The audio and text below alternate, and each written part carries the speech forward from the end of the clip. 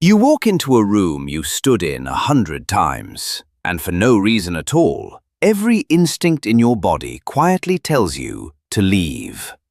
The lights are on. Nothing has moved. There is no sound, no smell of smoke, no shape in the corner. You are, by every measure you can name, completely safe, and yet something in the back of your skull, something far older and far quicker than your thinking mind, has already made its decision. This place is wrong. Get out. Maybe it's an empty parking garage at 2 in the morning. Maybe it's the office after everyone's gone home, all those desks sitting there in the dark. Maybe it's a long, bright beige hallway that runs on just a little too far. Whatever it is, the feeling is identical. A cold prickle up the back of the neck. The sudden, stupid certainty that you are not as alone as you should be. And here's the part that's going to stay with you. That fear isn't broken. It isn't random. It's a survival system doing exactly what it was built to do, 100,000 years before parking garages existed. The reason empty rooms terrify you isn't in the room at all. It's in you. And by the end of this, you'll understand why the people who didn't feel it are not your ancestors. But we'll get to that. This is the story of why empty spaces scare a creature that conquered the entire planet. And before you tell yourself it's just the lighting, or that you watched too many horror videos as a kid, stop. Because this isn't one jumpy person, it's all of us. Show a human being a long, empty corridor, a flooded, silent shopping mall, an abandoned pool with the lights humming overhead, and almost everyone feels the exact same low hum of dread. Different cultures, different countries, strangers who have never met and never will, the same shiver in the same kinds of places. And when millions of people flinch at the same thing, that's not a personality trait. That's hardware. And here's the thing that should genuinely sit with you. Evolution does not waste effort on feelings that don't matter. Fear is expensive. It floods your body with adrenaline, hijacks your attention, burns energy making you run from nothing. A brain that fires fear for no reason gets outcompeted by a calmer one, every single time. So if this fear is still here, still firing in a place as harmless as an empty office, then at some point in our past, it was keeping people alive, constantly, for a very long time. Which leaves a genuinely strange question. Why would evolution build you to be afraid of safety? Why would a brain treat an empty, well-lit, climate-controlled room as a threat? Let's start by figuring out what your brain actually thinks it's looking at. First, you should know this feeling is so real and so common that people have given it names. There's even a recently coined one, kenopsia. Not a clinical term, just a word someone invented because we needed one. The eerie, forlorn atmosphere of a place that's usually full of people, now sitting empty and quiet. A school at night. A stadium after the crowd has gone. And in the last few years, the internet built an entire aesthetic around it. People call them liminal spaces, those in-between places, transitional, not meant to be lingered in. Hallways, waiting rooms, stairwells, photographed empty at the wrong time of day, until they stop looking ordinary and start looking like a dream you weren't supposed to be inside. The most famous version is the one called the back rooms.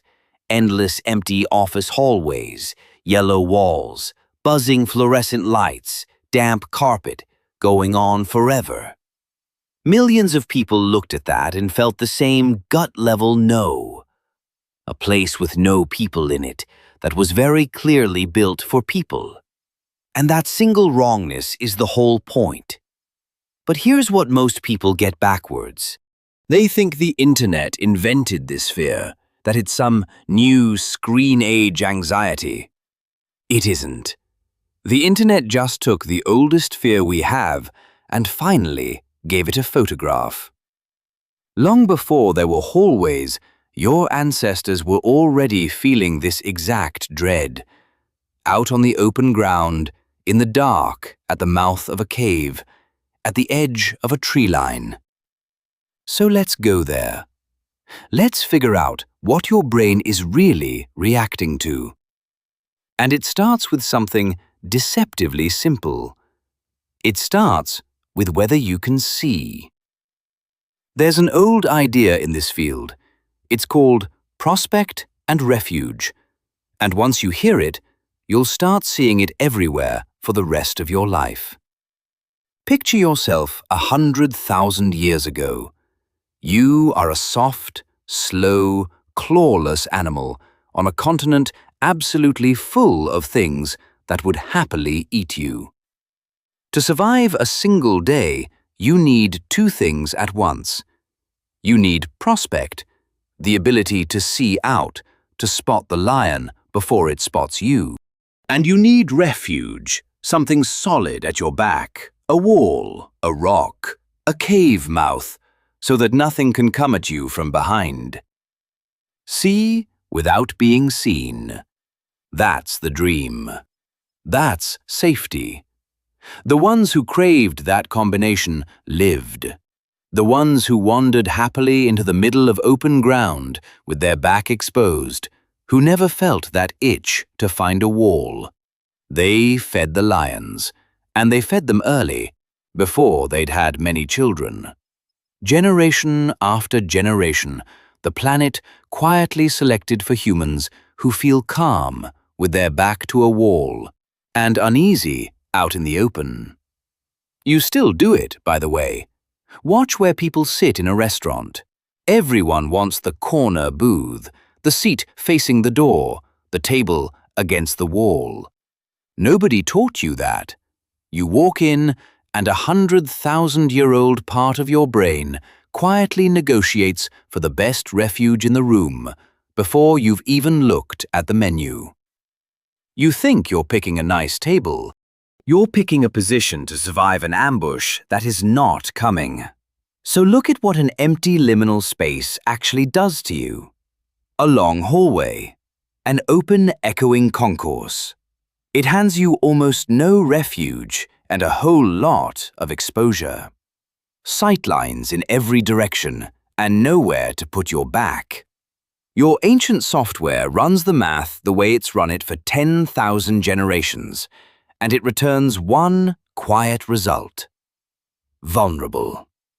You don't think the word, you just feel it. And it gets worse the second you notice the next thing. The light. Here's where it gets really interesting. Because your brain has expectations about light that go back even further than walls. For the entire history of our species, light came from somewhere. The sun in one direction, a fire in the middle of camp, the moon. Every light source you ever evolved with had a position, and that position threw shadows, and those shadows told you the shape of the world, the time of day, where the dark and dangerous parts were. Light meant direction. Light meant a sun to track and a fire to gather around. Now walk into one of these places.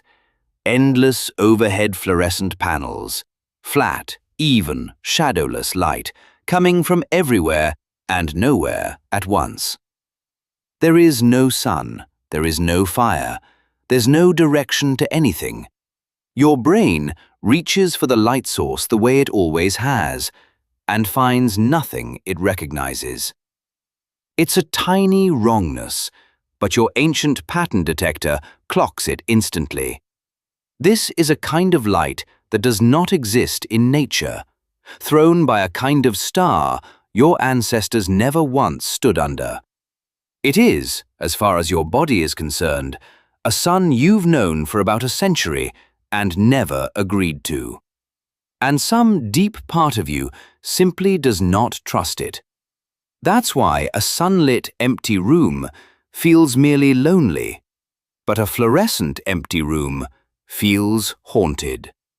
Same emptiness, completely different light. One your body has known for 1,000,000 years, the other it met the day before yesterday. But exposure and bad lighting still aren't the whole story, because there's something hiding inside the word itself, liminal. It comes from the Latin for threshold, a doorway, an in-between. And that is not a coincidence, because for your ancestors, the in-between was the single most dangerous place a body could be. Think about an ordinary day 100,000 years ago. The safe places were obvious, deep in the trees, inside the cave, in the middle of the group. The danger usually wasn't in those places, it was in the gaps between them. The open stretch of ground between one patch of forest and the next. The exposed riverbank you had to walk down to drink. The moment you stepped out of the tree line into the open. And the predators knew this. An ambush doesn't happen where you feel safe or where you're already braced for it. It happens in transit, when you're caught halfway out in the open, committed, too far from one refuge and not yet at the next. So your brain learned to hate the in-between, to feel a special, urgent unease in any space that is clearly not a destination, somewhere you're only ever meant to pass through, never to stop. And what is a hallway, a stairwell, a waiting room, a long beige corridor? They are nothing but threshold, pure transition. Their entire job is to move you from one real place to another. You are never supposed to stand still in one. So when you do, when you stop in the middle of an empty hallway and just stand there, some ancient part of you starts quietly screaming that you are caught in the gap, exposed in the open, lingering in exactly the kind of place where lingering used to get you killed. That's why these spaces feel wrong in a way an empty bedroom never does. A bedroom is a destination. A corridor is a hunting ground. Your body knows the difference, even when your mind insists they're both just rooms. And being exposed in the open is bad enough.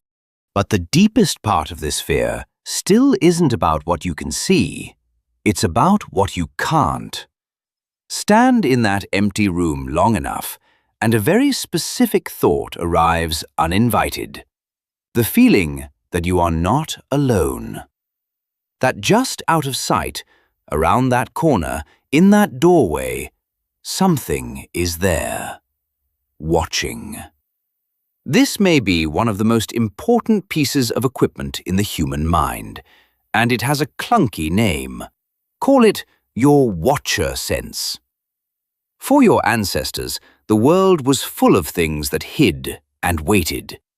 Predators don't announce themselves, they lurk, they stalk. So the evidence suggests your brain runs a setting that is deliberately, almost aggressively, paranoid. When a space is ambiguous, when you can't confirm you're alone, it does not assume safety. It assumes a watcher.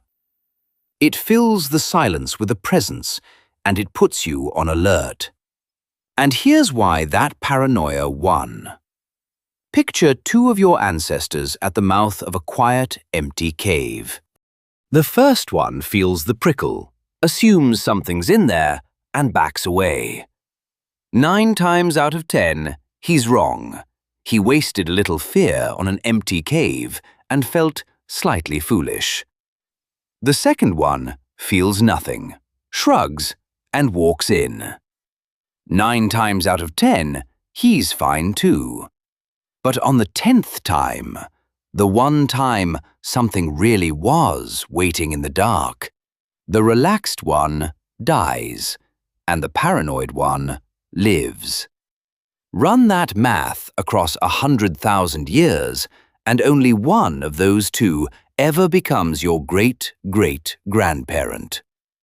You are descended, every single one of you, from the nervous ones. From the ones who assumed the empty room was occupied. Remember the promise I made you at the start, that the people who didn't feel this aren't your ancestors. That is what I meant. And we're almost at the piece that ties it all together. Because there's one final clue your brain reads in an empty space, and it might be the worst one of all. It's the silence. The wrongness of a place that should be full of life and isn't. In the natural world, emptiness is information.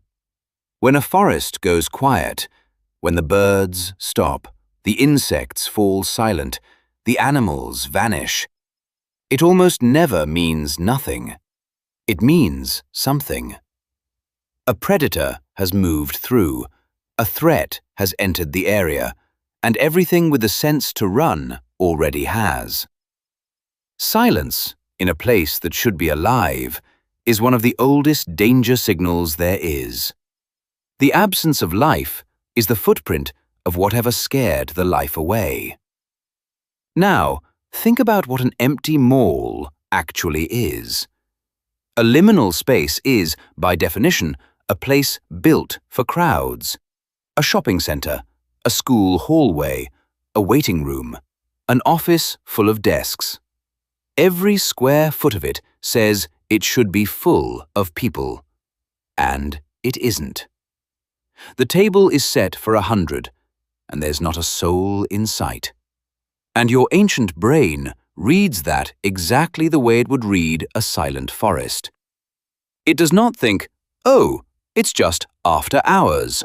It thinks, this place should be full of life. The life is gone. Something made it leave, and whatever did that might still be here. So here it is, the whole thing, finally, in one piece. The reason empty spaces terrify you isn't a flaw, it's the opposite. It's 3 of the most powerful survival systems your species ever built, all firing at once, in perfect working order. The open hallway trips your exposure alarm. No refuge, all prospect, you're a target. The dead, sourceless light trips your "this is not the sun" alarm, a world your body doesn't recognize. And the silent, peopleless emptiness trips the deepest alarm of all, the silence that means a predator has already been here. 3 ancient systems screaming together in a place where there is genuinely nothing wrong at all. That's the twist. The fear is a false alarm. But it's a false alarm from a system that is supposed to give false alarms. A smoke detector that never goes off when there's no fire is also a smoke detector that lets you burn to death when there is. Somewhere deep in your wiring, your brain decided, correctly, that it is better to feel afraid in 10,000 safe rooms than to feel calm in the one that kills you. The dread you feel in that empty corridor is not your mind malfunctioning. It is your mind working exactly as well as the minds that kept every one of your ancestors alive. You are not haunted, you are protected. You're just being protected from a hunter that stopped stalking your kind tens of thousands of years ago. So here's what I want you to do.